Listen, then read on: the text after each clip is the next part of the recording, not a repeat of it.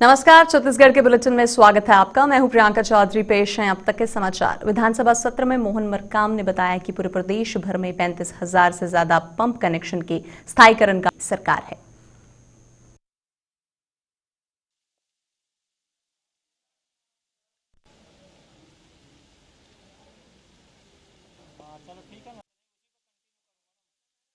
मोहम्मद अकबर जी से था जो उड़ला और सिलतरा में उद्योग हैं, उनसे प्रदूषण से पूरा शहर पूरा प्रदेश परेशान है। उसको लेकर मेरा प्रश्न था कि आपने किस किस उद्योग के ऊपर क्या क्या कार्रवाई कब कब करी है।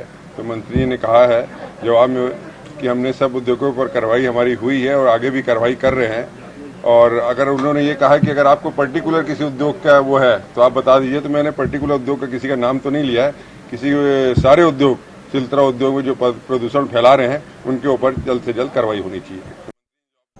नवगठित जिला गौरेला पेंड्रा मरवाही में जिला मुख्यालय को लेकर जिला मुख्यालय संघर्ष समिति के तत्वाधान में सर्वदलीय बैठक मरवाही में बुलाई गई, जहां भवन निर्माण में आ रही परेशानियों पर विस्तार से चर्चा की गई। वहीं सभी दलों के प्रतिनिधियों ने एक स्वर में कहा कि जिला मुख्यालय जो कि गुरुकुल परिसर में संचालित है, उसे भी मध्य में बनाने की मांग भी फिलहाल जिला के गुरुकुल में शिक्षा व्यवस्था की बुरी तरह से प्रभावित है। वहीं सर्वदलीय प्रतिनिधियों का कहना है कि जिला मुख्यालय ऐसे क्षेत्र में हो जहां से समस्त जिले वासियों को लगभग बराबर दूरी पड़े, जिसको लेकर सर्वदलीय प्रतिनिधियों ने छत्तीसगढ़ के मुख्यमंत्री भूपेश बघेल जी को बहुत बहुत धन्यवाद और आभार व्यक्त किया। लेकिन ये मरवाही क्षेत्रवासियों के साथ न्याय नहीं, अन्याय है। वहीं मध्य क्षेत्र में जिला मुख्यालय बनाने की मांग संबंधी में 3 मार्च को सांकेतिक चक्काजाम की चेतावनी भी दी है।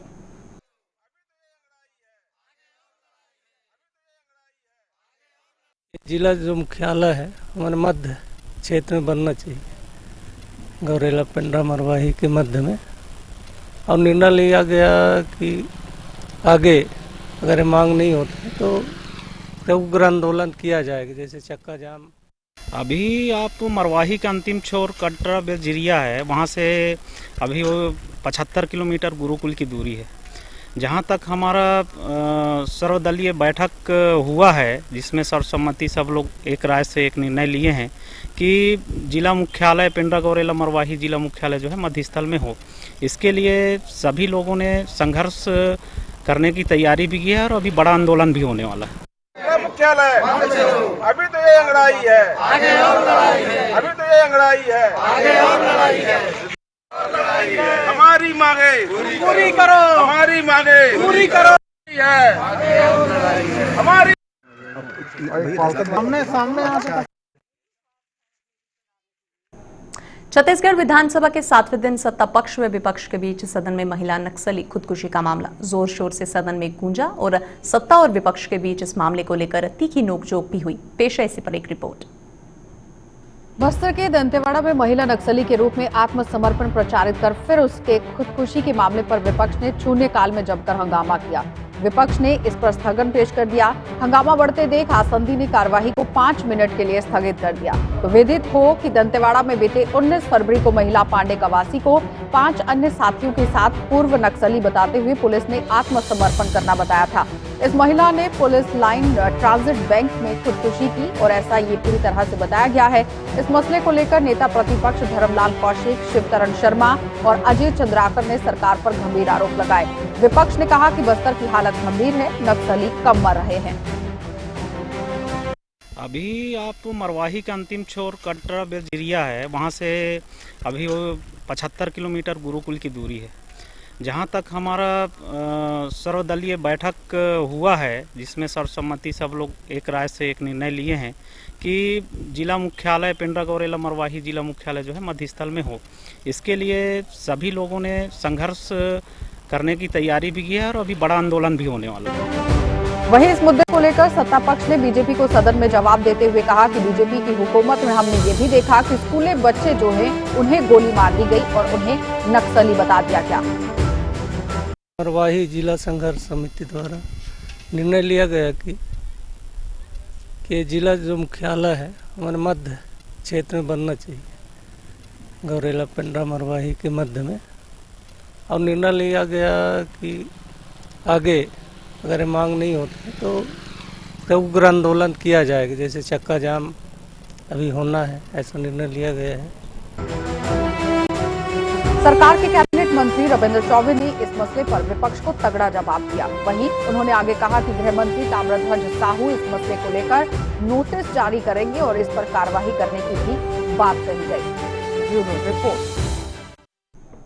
छत्तीसगढ़ विधानसभा के बजट सत्र के 7वें दिन पूर्व मुख्यमंत्री डॉक्टर रमन सिंह ने प्रदेश सरकार द्वारा घोषणाओं को लेकर हाइट की बात और खोखला बताया है। वहीं बट भूपेश ने पिछले बजट में आंकड़े को बदलकर प्रस्तुत किया है, जिसमें प्रशासनिक खर्च बढ़ रहा है जबकि राजकोषीय स्थिति बेकाबू है। ये डराने वाला बजट है। ये बजट किसी भी वर्ग को संतुष्ट करने वाला बजट नहीं है। अफसरों ने जिस हाइट को प्रस्तुत किया था और जनता ने जो समझा उसमें काफी अंतर है। बट भूपेश ने जिस हाइट का उपयोग किया था उसका जनता से ट्रांसलेट किया गया था। हाइट को कल बहुत ज़्यादा माननीय मुख्यमंत्री जी के जिस ऊंचाई का उल्लेख किया था हाइट का, और उस हाइट को हमने प्रस्तुत किया कि जनता इस हाइट को किस रूप में देखती है, छत्तीसगढ़ की जनता, और उस बजट के ऊपर प्रतिक्रिया आम जनता की थी, उस हाइट को लेकर थी। और उस हाइट में एच जो है हाइट का, हॉलो का मतलब है पूरी तरीके से खोखला। ये बजट पूरी तरह से खोखला है और जनता के कल्याण और आर्थिक विकास पर निश्चित रूप से पूरी तरीके से मौन है। एक्सक्लूसिवनरी इसका मतलब है कि गरीब, युवा, बेरोजगार, महिला, अनुसूचित जाति, जनजाति के लिए प्रावधान के लिए अछूता है। ई से हुआ, आई से हुआ इम्पैक्ट। इसका प्रभाव कैसे है, इम्पैक्ट कैसा पड़ता है इस बजट में। शरीर तो सुंदर लग रहा है मगर मन आत्मा नदारत है इस पूरे बजट में। कोरोना काल के बाद मुख्यमंत्री भूपेश बघेल शासन का प्रथम प्रत्यक्ष आप सभा का आयोजन पर पूज्य राजश्री महंत महाराज जी द्वारा किया गया।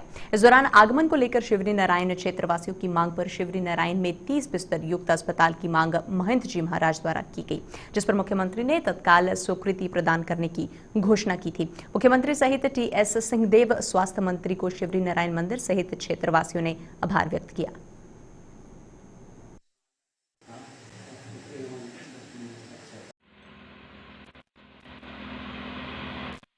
विभिन्न प्रांतों से लोग दर्शन हेतु यहाँ आते हैं। अब इस नगर की गरिमा के अनुकूल यहाँ जो सिटी डिस्पेंसरी है उसे सामुदायिक स्वास्थ्य केंद्र के रूप में परिवर्तित किया जाए, 30 बिस्तर का अस्पताल बनाया जाए। उन्होंने उस मंच में ही सहर्ष घोषणा किया था माननीय मुख्यमंत्री जी ने और स्वास्थ्य मंत्री टीएस बाबा जी ने। और कल जब छत्तीसगढ़ का बजट पेश हुआ है विधानसभा में तो उसमें सुनकर बहुत अच्छा लगा हम लोगों को, नगरवासियों को, क्षेत्रवासियों को, जिलावासियों को, क्योंकि उन्होंने उस बजट में शिवनारायण नगर की महत्ता को समझते हुए 20 से 30 बिस्तर का अस्पताल को उन्होंने घोषणा किया है। मैं बहुत बहुत शुभकामना, बधाई देना धन्यवाद देना चाहता हूँ यशस्वी मुख्यमंत्री को, पूरे शिवनारायण तरफ से, क्षेत्र की तरफ से, जिला जांजगीर चांपा।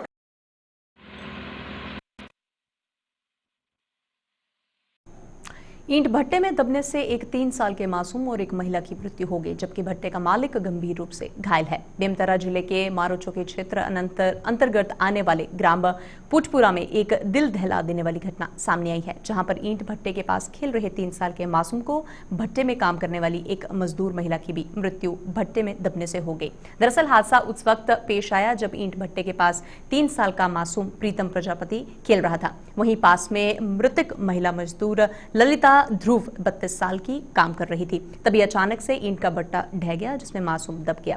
उनकी चीख पुकार सुनकर महिला उसे बचाने गई, मगर वह भी ईंट भट्टे की चपेट में आ गई और दबकर दोनों जल गए।